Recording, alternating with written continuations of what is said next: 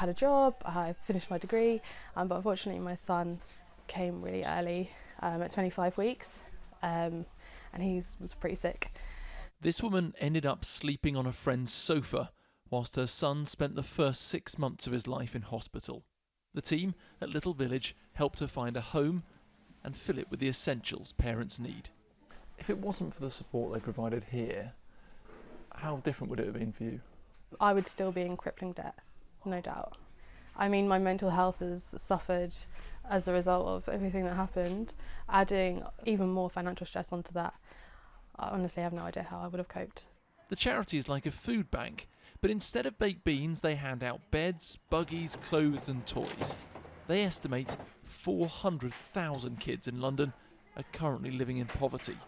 The majority of them come from homes with a preschool-aged child.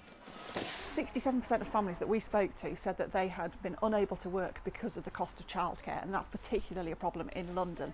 So families are excluded from the workforce and are unable to support themselves, and that is a real problem for families with young children. When you piece together the increasing cost of fuel and groceries, the picture is bleak. Little Village helped nearly 6,500 kids last year. This year, they expect that number to rise to 8,000. I got this one. Isla is one of those who's benefited from donations over the years. Ta-da! Her mum Vicky now works at the charity. 4 years ago, it was her who needed help.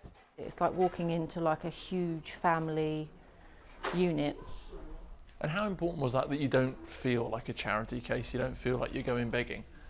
I think it's really important because I think like all families come from different situations, and it was nice to go into somewhere and not feel judged because you are a single parent.